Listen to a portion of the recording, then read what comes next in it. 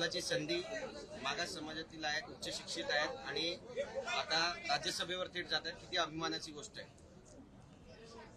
राज्यसभेसाठी माननीय उपमुख्यमंत्री एकनाथ शिंदे साहेबांनी जो तुमचा सस्पेन्स होता तो दूर केलेला आहे. आमच्या ताई डॉक्टर ज्योतिताई वाघमारे यांना राज्यसभेची उमेदवारी देण्यात आलेली आहे. जे शिंदे साहेबांचं दरवेळेला असायचं की माझी लाडकी बहीण किंवा माझा कार्यकर्ता याला न्याय द्यायची जी काही भूमिका असायची ती त्यांनी आज तुम्ही पाहत असाल ती उठवलेली आहे. म्हणून माझ्यापेक्षा ज्योतिताईचं काय मत आहे याला ते त्यांच्याकडून जर आपण ऐकलं तर मला वाटतं बरं होईल. परंतु आज अधिकृतपणे ज्योतिताई वाघमारे या राज्यसभेच्या उमेदवार आहेत. एक मिनिट आज खूप अभिमानाची गोष्ट आहे की ज्या माननीय एकनाथ शिंदेजी यांनी लाडकी बहीण योजना सुरू केली आणि लाडक्या बहिणींचा पूर्ण महाराष्ट्रभर एकनाथजी शिंदे यांना आपला भाऊ मानला आणि अशा एका लाडक्या बहिणीला डॉक्टर ज्योती वाघमारे यांना राज्यसभेची उमेदवारी दिल्यामुळे महिला वर्गामध्ये शिवसेनाच्या अत्यंत आनंदाचं वातावरण आहे. आणि आता 2च दिवसांनी महिला दिवस पण आपण साजरा करत आहोत. त्यामुळे ज्योती वाघमारे सारख्या एक उच्च शिक्षित ज्या PhD आहेत, त्या प्राध्यापक देखील होत्या, नेट सेट क्वालिफाईड आहेत, रिसर्च बॅकग्राऊंड पण आहेत. त्यामुळे एक अशा पद्धतीचं एक व्यक्तिमत्व राज्यसभेवर जाण्याची संधी त्यांना प्राप्त झालेली आहे आणि त्याबद्दल सर्व आज आम्ही महिला आमदार इकडे आहोत, महिला पदाधिकारी देखील इथे आहोत. त्यांनी आज उमेदवारी अर्ज भरला आणि त्यांना आम्ही मनापासून शुभेच्छा देतो. साहेब, ही निवडणूक बिनविरोध आहे असं समजावं का आता? कारण काही होऊ शकतं असं सुद्धा बोललं जाते शेवटच्या क्षणी. आमच्यातर्फे आमच्या पक्षातर्फे ही निवडणूक बिनविरोध व्हावी यासाठी पूर्ण प्रयत्न केला गेलेला आहे आणि मला वाटतं दरवेळेला शेवटच्या टप्प्यामध्ये ही निवडणूक बिनविरोधच होत असते. या निवडणुकीमध्ये एखादा फॉर्म एक्स्ट्रा टाकून घोडे बाजाराला आम्हाला सपोर्ट करायचा नाही. म्हणून आम्ही आणि एकनाथ शिंदे साहेबांनी सुद्धा हीच भूमिका घेतलेली आहे की ह्या निवडणुकी ही बिनविरोध झाली पाहिजे. त्यासाठी ते जे काही सहकार्य असेल ते शिंदे साहेब करायला तयार आहे. इच्छुक खूप जण होते, 7-8 नावं इच्छुकांमध्ये होती, काही वरिष्ठ नेते होते.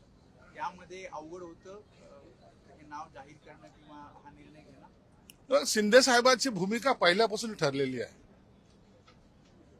अनेक इच्छुक होते, अनेक जण मान्यवर होते, ते कमी होते अशातला भाग नाही, ते कोणत्या याच्यामध्ये त्यांना घेऊ नये अशातला काही भाग नव्हता. परंतु याच्यातून निवड करताना आपण एक सर्वसामान्य महिलेला जी सोलापूर सारख्या एका गल्लीतून आलेली महिला आहे तिला आपण जर उमेदवारी दिली, जी तिने सुद्धा स्वप्नात पाहिली नव्हती, तिला जर दिली आणि तिने जर प्रतिनिधित्व माझ्या पक्षाचं राज्यसभेमध्ये चांगलं केलं तर मला वाटतं याच्यासारखी अभिमानाची गोष्ट कोणती नाही. सर्वसामान्य महिलेला सुद्धा न्याय हा शिवसेनेत दिला जातो ही भावना आज संपूर्ण महाराष्ट्रामध्ये गेलेली आहे. कोणताही राजकीय बॅकग्राऊंड नाही, कोणताही तिच्या मागचं राजकीय नेता कोणता तिच्या मागे नाही. आमच्या पक्षात आली, एक सर्व सभा तिने गाजवल्यात आणि चांगले वक्ते म्हणून ती पुढे आलेली आहे. एक सुशिक्षित महिला आणि त्या तिने या महाराष्ट्रावर पुन्हा पिंजून काढावं, या सगळ्या आमच्या महिला भगिनी आहेत त्यांच्याबरोबर खांद्याला खांदा लावून काम करावं ही त्याच्या मागची भूमिका आहे. ज्यावेळी जुन्या जाणत्यांना संधी मिळत नाही, सहजच आहे की त्यांची पण काहीतरी नाराजी असणार आहे. पण ही नाराजी त्यांची कशी दूर केली जाणार? कारण ते मला काही आश्वासनं दिली होती ती पूर्ण झाली. तेव्हा ह्या सगळ्या गोष्टी ज्या आहेत त्या इन कॅमेरा झालेल्या सगळ्या होत असतात, चर्चा होत असतात. शिंदे साहेबांवर काही स्वतःची मनातले काही खतखत असते ते व्यक्त करत असतात आणि शिंदे साहेब हे सर्वांना सांभाळून घेतात. असं कधीही झालेलं नाही. शिंदे साहेबांनी कोणत्याही नाराज कार्यकर्ता असेल त्याला कधी वाऱ्यावर सोडलेलं नाही, सर्वांना सांभाळून घेतले ही त्यांची भूमिका असते. म्हणून शिंदे साहेबांवर विश्वास ठेवून सर्वजण आम्ही काम करतोय आणि म्हणून त्यांची सुद्धा नाराजी दूर केली जाईल.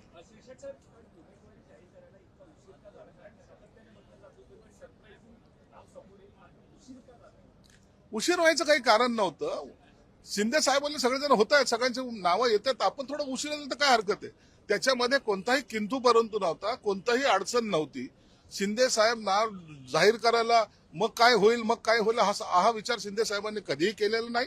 म्हणून त्यांनी ऐन वेळेला त्यांची जी काही पद्धत आहे काम करण्याची, नेमक्या वेळेला नेमका विचार आणि नेमका निर्णय हा शिंदे साहेबाचं वैशिष्ट्य आहे आणि म्हणून त्यांनी नेमक्या वेळेला त्यांचं नाव जाहीर केलेलं आहे. प्रत्येक दसरा मेळाव्यामध्ये सगळ्यात चांगलं उत्कृष्ट भाषण कोणाचं असेल तर ते ज्योतिताई वाघमारे यांचं असेल अशी चर्चा व्हायची. दुसऱ्या दिवशी न्यूजपेपरमध्ये त्याची बातमी सुद्धा व्हायची.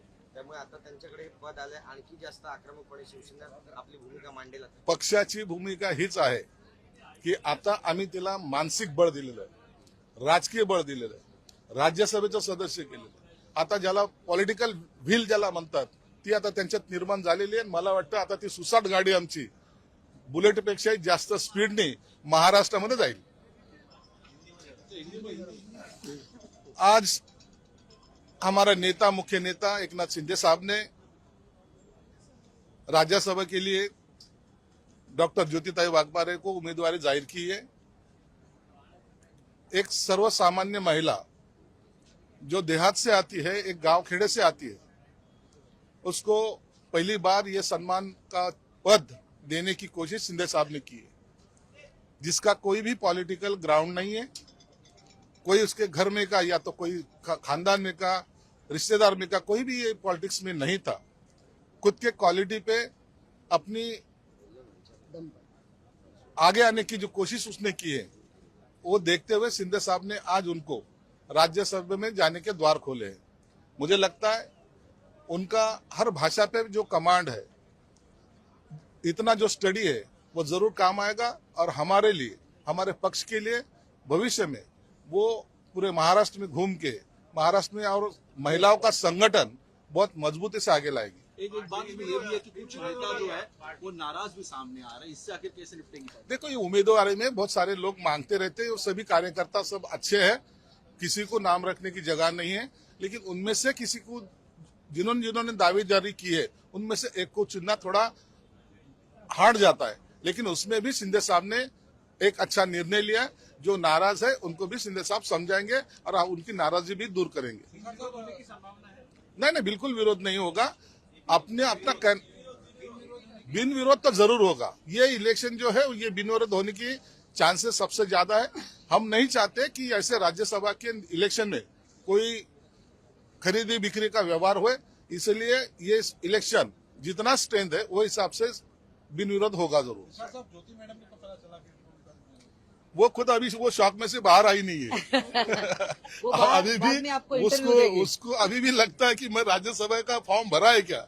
यही तो खासियत है. नाही, इथे ते नाही बोलू शकत.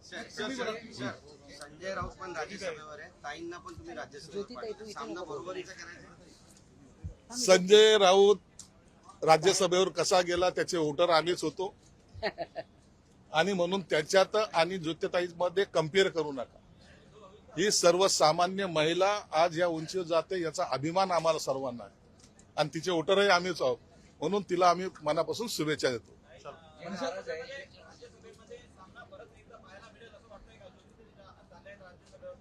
सामना कुणाशी करत असतात? जे सामना करायच्या लायकीचे असलं त्यांच्याबरोबर सामना करायचा असतो. त्यांची आता ती उंची राहिलेली नाहीये, त्यांच्याबरोबर आमचा सामना नाहीये. आमचे प्रश्न, महाराष्ट्राचे प्रश्न मांडणं, चांगलं तिथं आपलं प्रतिनिधित्व दाखवणं, एवढंच ज्योतिताईचं काम त्या ठिकाणी राहणार आहे.